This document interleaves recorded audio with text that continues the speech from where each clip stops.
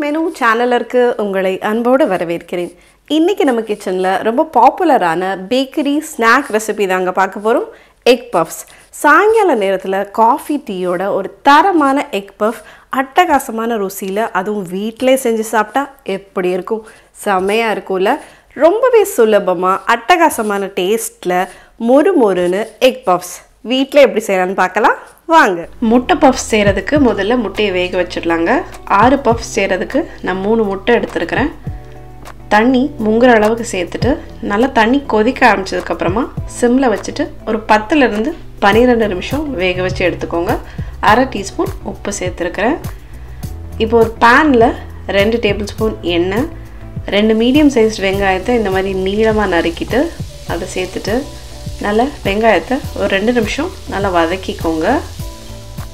அதுக்கப்புறமா கொஞ்சமாக கருவேப்பிலை, 2 பச்சை மிளகா பொடியாக நறுக்கிட்டு சேர்த்துருக்குறேன்.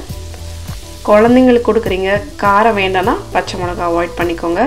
ஒரு 1/2 டீஸ்பூன் உப்பு சேர்த்துட்டு நல்லா வெங்காயம் சாஃப்டாக இந்த மாதிரி ப்ரௌன் ஆகிற வரைக்கும் வதக்கிக்கோங்க. 1/2 டீஸ்பூன் இஞ்சி பூண்டு விழுது. இஞ்சி பூண்டு விழுது ரொம்ப ஜாஸ்தியாக சேர்த்துக்காதீங்க, 1/2 டீஸ்பூன் போதும். 1 நிமிஷத்துக்கு வதங்கினதுக்கப்புறமா 1/4 டீஸ்பூன் மஞ்சள் தூள், 1/2 டீஸ்பூன் தனி மிளகாய் தூள், 1/2 டீஸ்பூன் மல்லித்தூள், 1/4 டீஸ்பூன் கரம் மசாலா, 1/4 டீஸ்பூன் வீட்டில் செஞ்ச கரம் மசாலா. இந்த வீட்டில் செஞ்ச கரம் மசாலாவில் பெருஞ்சீரகம், மிளகு, பட்டை, கிராம்பு, ஏலக்காய், கசகசா அது மட்டும்தான் இருக்கும். ஒரு சின்ன சைஸ் தக்காளியை பொடியை நறுக்கிட்டு அதை சேர்த்துட்டு, தக்காளி குழஞ்சி போகணுங்கிறக்காக 1/4 டீஸ்பூன் உப்பு சேர்த்துட்டு நல்லா கலந்து விட்டுட்டு, கொஞ்சமாக ஒரு கைப்பொடி அளவு தண்ணி சேர்த்துட்டு இதை கலந்து விட்டுக்கோங்க. இந்த மசாலா எல்லாம் சேர்ந்து ஒரு கலவையாக வரணுங்கிறக்காக கொஞ்சமாக தண்ணி சேர்த்து எல்லாம் மிக்ஸ் பண்ணிவிட்டு மூடி போட்டுட்டு ஒரு 2-3 நிமிஷம் நல்லா இந்த மாதிரி குழஞ்சி போயிடுங்க. நல்லா நம்ம மசாலாவும் நல்லா குக் ஆகிடும். பச்சை வாசனைலாம் போய் எல்லாம் பக்காவாக ரெடி ஆகிடுச்சு. கொத்தமல்லி இலைகள்லாம் தூவி மசாலா ஃபினிஷ் பண்ணிடலாம். ரொம்ப ஈஸியான ஒரு மசாலாங்க. அந்த வெங்காயம் நல்லா அந்த கேரமலைஸ் ஆகி நல்லா இந்த மாதிரி டார்க் ப்ரௌன் ஆகணும், அது மட்டும்தான் இதில் முக்கியமான ஒரு விஷயம். ஸோ இதை நல்லா கம்ப்ளீட்டாக ஆற விட்டுடுங்க.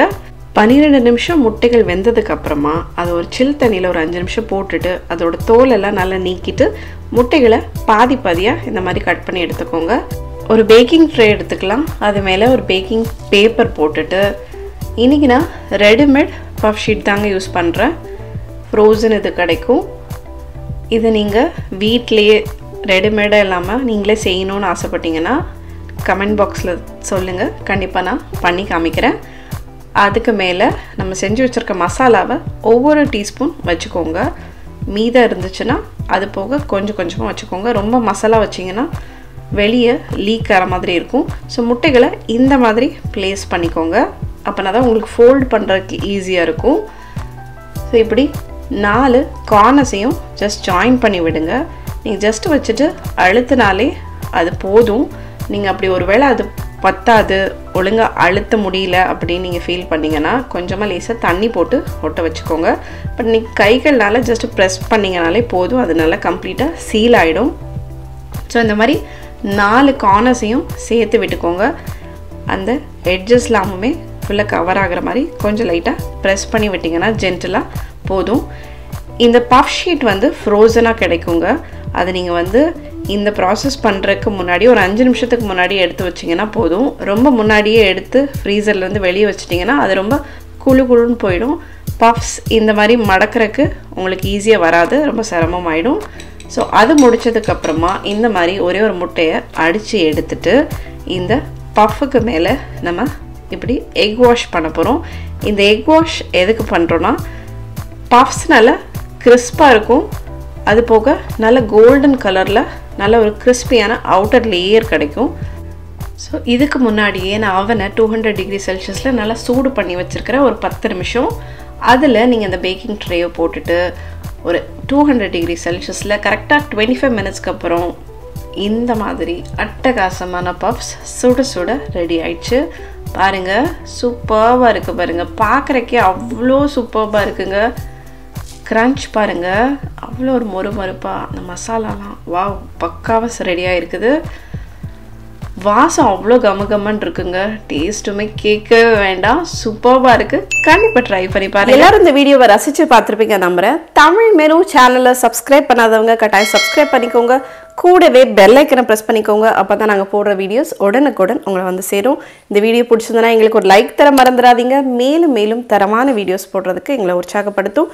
இந்த எக் பஃப் ரெசிபியை கண்டிப்பாக வீட்டில் ட்ரை பண்ணி பாருங்கள்.